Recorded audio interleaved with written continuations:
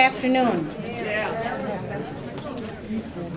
My name is Christy Bardenhagen, and I am co-chair of the Farm Labor Task Force of the League of Women Voters, Leelanau County.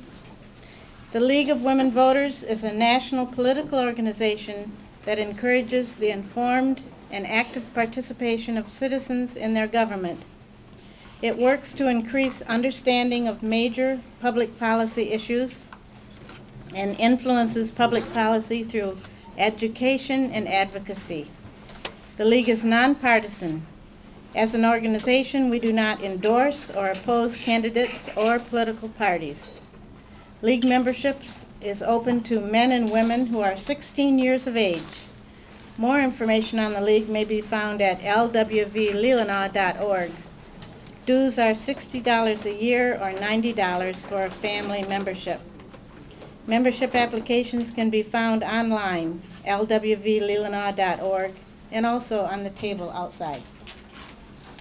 Today we host a forum entitled Immigration Challenges in Leelanau County, Who Will Harvest Our Produce? I think everyone would agree that we love our Leelanau County agricultural economy. Cherry blossoms, orchards, dairy farms, rye fields, hops, vineyards, and that fabulous sweet corn. But one key to success for our agricultural employers is to secure a skilled, reliable workforce. However, the health of our agricultural industry has been tied directly to immigration. In 2014, more than half of all farm workers in the U.S. were immigrants. In recent years, the number of new immigrants arriving to work in agriculture has fallen 75%. President Donald Trump's recent border security and immigration enforcement executive order for stricter immigration enforcement, but unsupported by substantial congressional immigration reform, has resulted in anxiety and fear among workers, whether they have legal immigration status or not. Farmers all across rural America, as well as Leelanau County, face the economic insecurity of losing a critically needed, skilled, reliable workforce. Local research conducted by our League Farm Labor Task Force has revealed that many migrant and seasonal agricultural workers who travel to or live in Leelanau County fear arrest, detention, deportation, and the breakup of their families. State and local law enforcement face the challenge of maintaining trust and confidence with all residents, particularly our agricultural employers and workers, against potential orders to assist with enforcement of federal law.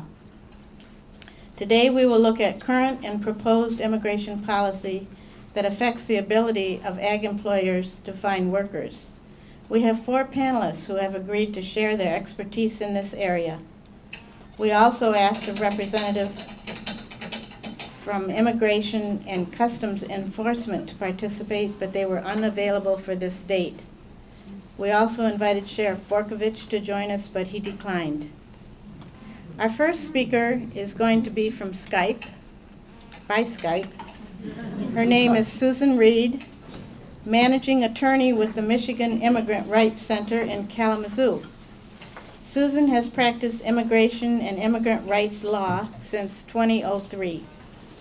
She has also served as is that something I'm doing? Hello.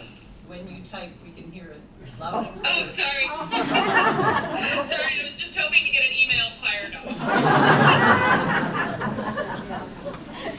Okay, that's the end of my typing. Just sending something off to the Detroit News. She has also served as a staff attorney at Farm Worker Legal Services of Michigan and as a regional attorney for Justice for Our Neighbors, the Immigration Legal Services Program of the United Methodist Committee on Relief. Her particular interests include the intersection of family and immigration law, the rights of unaccompanied immigrant children, immigrant eligibility for public benefits and programs, and civil rights matters. Susan is secretary of the steering committee for the Michigan Coalition for Immigrant and Refugee Rights. and co-chairs the Advocacy Committee of the Michigan chapter of the American Immigration Lawyers Association. Please help me welcome Susan Reed.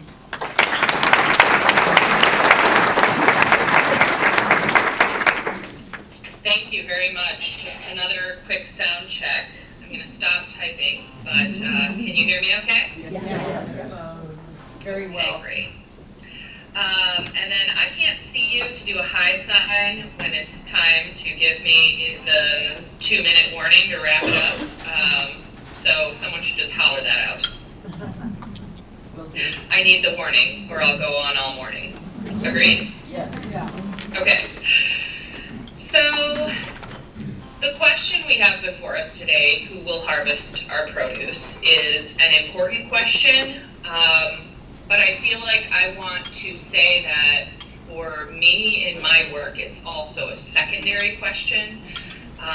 The focus of our work is defending the dignity and human rights of immigrants, and the question of who will do the work that many immigrants do if they're gone after their dignity and human rights have been violated is a very secondary question for us in our advocacy. And so I just want to place that there to help you understand my responses and my approach. I definitely also want to say very clearly that I'm an advocate, so I'm not here to give you kind of an on the one hand, on the other hand perspective. But what I can tell you is that everything I'm going to tell you that I've learned from our work and our experience and our day-to-day practice is true. And the facts I'm going to tell you about the immigration law and how it works are true. So usually when I address a room, I kind of take a poll and say, can anyone not live with that? Is anyone not here for that? But I'm just going to assume, since I can't see you, that that's going to be okay, and that's how we're going to proceed, and that questions you might have for me will acknowledge that reality. I'm not here to tell you anything but the truth, but I certainly tell it as an advocate. The overall reality that we are seeing around the state, everything is really very different now. The travel ban was truly one of the strangest experiences of my professional life. I had to travel to Canada to bring back a green card holding surgeon who had gone to Toronto for a fun weekend and been banned by executive order for coming home for at least 24 hours and then allowed to enter on a case-by-case basis. I don't usually represent surgeons, but it was such a shocking development that it's really set the tone and the stage for the way I see all of this work going forward. So I think the biggest thing that you should understand from a policy level that I see getting garbled all over the place by both advocates and non-advocates and government folks is that I still hear people talking about priorities, but the meaning and definition of the concept of priorities was radically changed by President Trump's January 25th executive orders and by the implementing memos of February 20th, 2017 that Secretary Kelly put into place. So what you need to understand is that in the Obama administration, the concept of priorities was really created, and it meant something very specific. To be out of priorities by the time the November 2014 memos on priorities came around, to be outside of priorities really meant that your case might not be pursued for deportation. So you could get your case closed, or you could be released from custody without really further pursuing of your deportation if you could show that you were in a category of people, right, based on your long residence, based on your lack of criminal history, who the administration said were outside of priorities.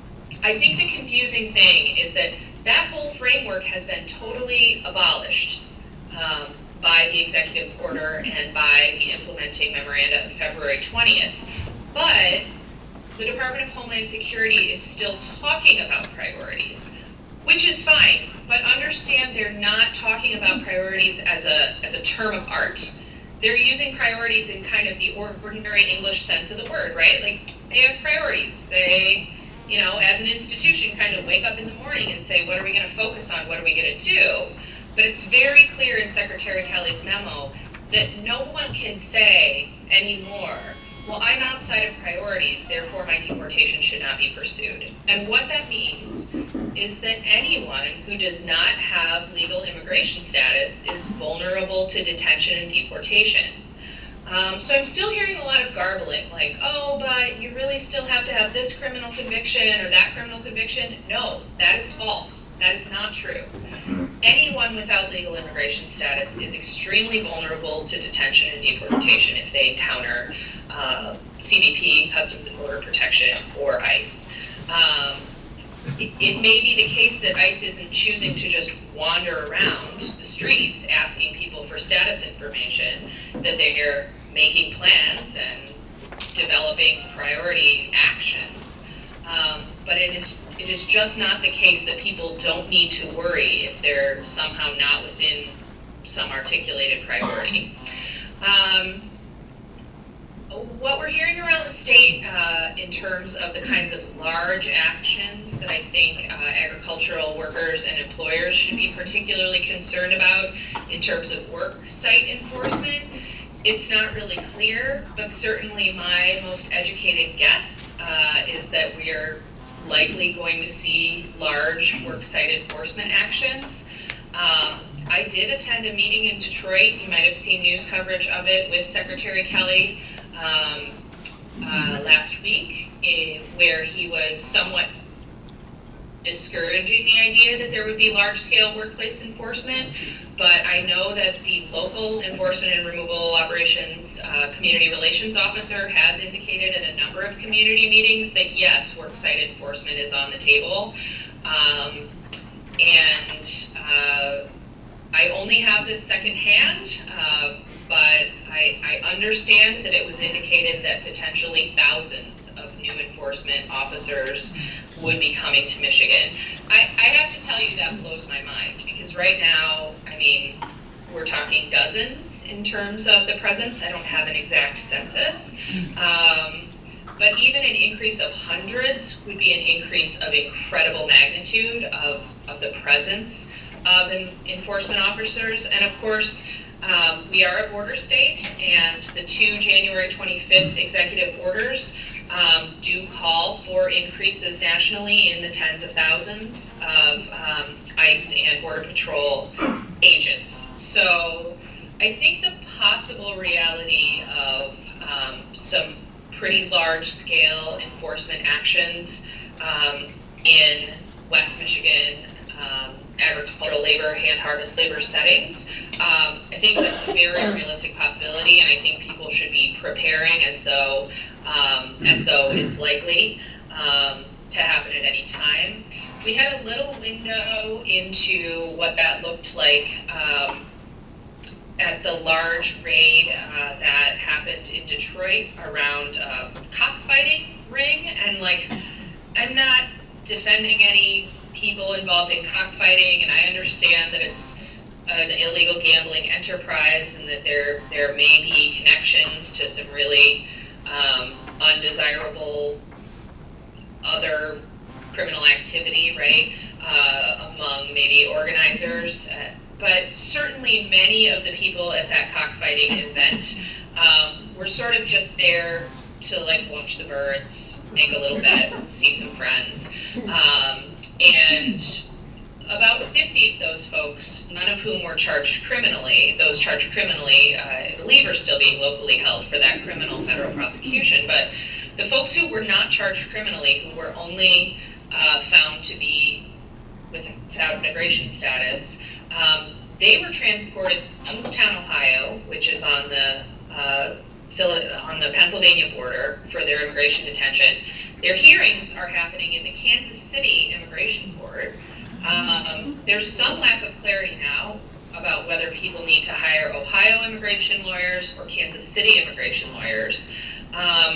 And the reason I asked Secretary Kelly about this, and he was very clear, and this is typical of Bush administration and even early Obama administration immigration detention, that people will be detained wherever bed space is available, right? So the possibility that there would be a large immigration raid at a farm labor housing setting or farm setting, and people would be transported to another state, particularly Texas, where there are a number of detention centers, or a place where there's a federal prison bed space available, significant. There's also, I think, some very credible rumors that the private prison facility owned by the GEO Group in Baldwin will be converted to immigration detention. I believe they've terminated their contract with Vermont. They currently hold state prisoners for Vermont. And so that might increase immigration detention space. The GEO Group is facing a class action suit filed by immigrant detainees alleging that they were forced to work, so essentially trafficked or enslaved while in detention. So we're monitoring that litigation as well. Susan, 2-minute warning. 2-minute warning? Okay, Yes. Our response. We're working very closely with the ACLU of Michigan to respond to requests for legal assistance, document, and people assistance. So we have distributed more than 10,000 of our very popular Preparing Your Family for Immigration Enforcement guides. We also have a lot of documents about local responses, and so we're seeing a lot of local organizing, very positive local organizing around the state, promoting the Welcoming Cities and Counties program, maybe moving to limit cooperation or communication with people about their status, whether you want to call that a sanctuary city or whether you want to call that a don't ask policy. There's no single definition of a sanctuary city, and there are a lot of positive protective policies that would not be punishable under President Trump's executive order seeking to defund sanctuary cities. We're seeing municipal ID programs moving forward, which could be a community solution. So we have a document that I'm happy to share with a wide variety of ways that local communities can support their immigrant residents. Of course, there is the Michigan State Bill 4105, which you have our analysis distributed there today, that would create some, we think, incredibly burdensome reporting requirements and incentives to racially profile among local police as a piece of state policy. So we're very concerned about that. But I guess I just want to say, as a community advocate, don't just listen to what the Michigan Immigrant Rights Center or the ACLU of Michigan or a national organizing group says you should do, right?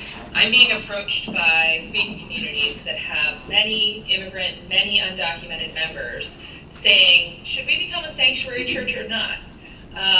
And my first question is, well, what are the undocumented folks? What are the Latino community folks or the Arab American folks in your congregation think about that?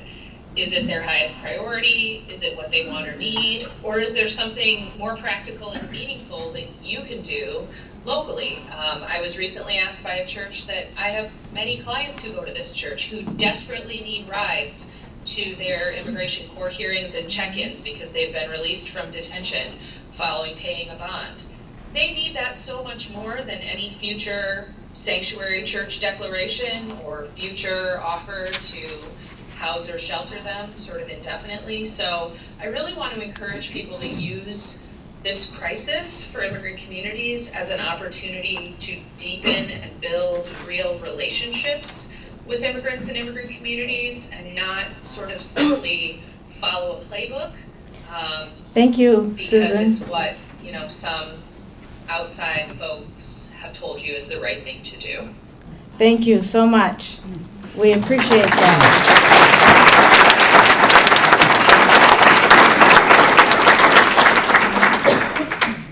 And we hope you'll stick around for some questions and answers. I will. I'm going to mute myself in the hope that that you don't hear me typing at all. I might take a note or two. Okay, sounds good. Okay, our second speaker will be Jim Bardenhagen, who, in the interest of full disclosure, is my brother-in-law. Jim graduated from MSU and worked in New York City and Charleston, West Virginia for Union Carbide for 12 years, before returning to Leelanau County to take over his parents' farm in East Leland. In addition to growing fruit and potatoes, Jim was the Leelanau County Extension Agricultural Agent for 20 years. Currently, he is serving a second term on the Federal Crop Insurance Corporation Board. Let us welcome Jim. That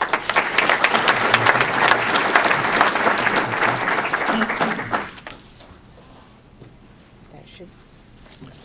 Can you hear me all right? Is that? No. Okay, I guess this one. Okay. All right.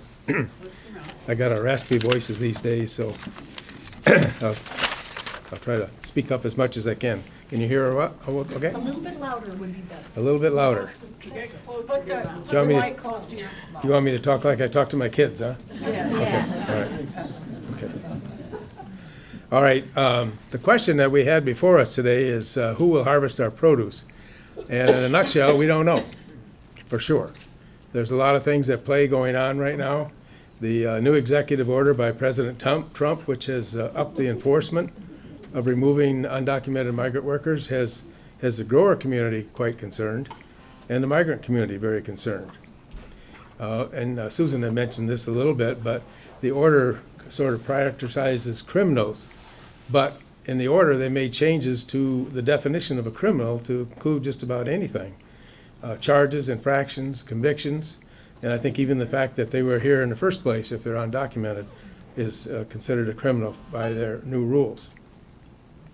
At the same time, the Attorney General is putting on pressure for local enforcement to work with ICE and Border Patrol, and to have their communities lose some of the funding that they get from Homeland Security.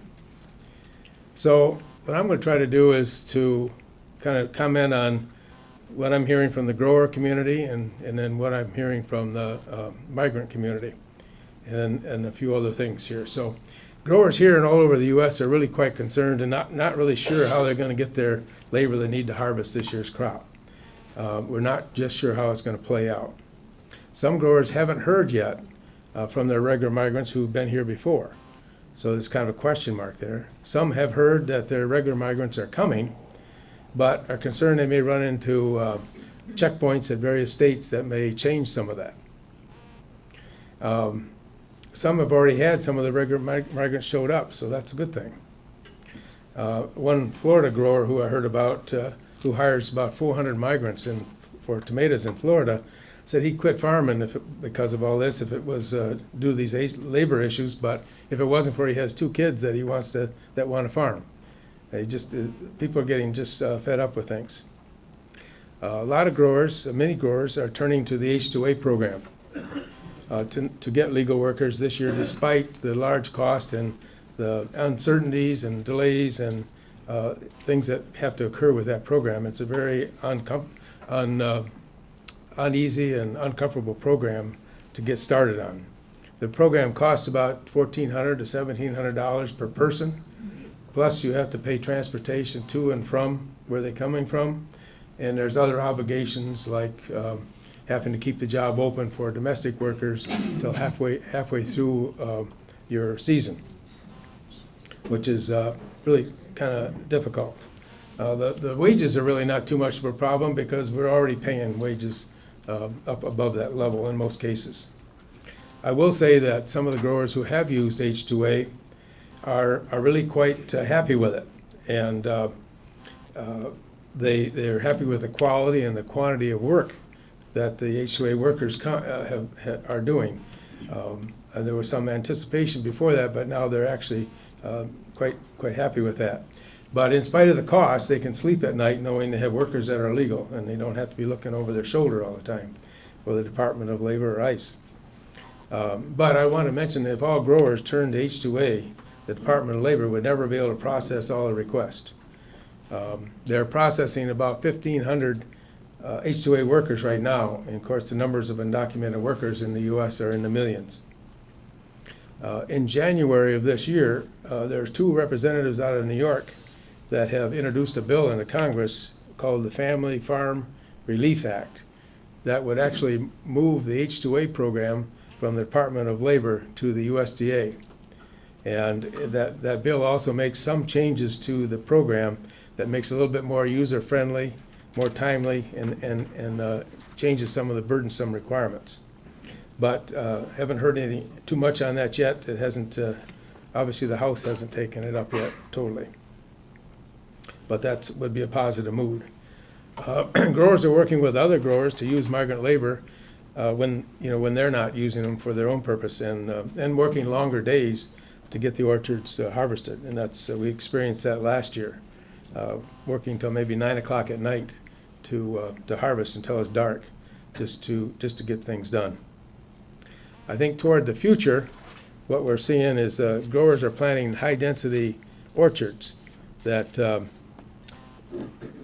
high-density apple and cherry orchards, where they're a little bit more amenable for picking, more efficient for picking, takes a little less time for picking, so they might save a little bit labor. And then there's some harvest aids that are starting to show up in terms of self-propelled platforms that people can use to go on these systems. But they don't work for the older systems. They work primarily for the new high-density systems at this point.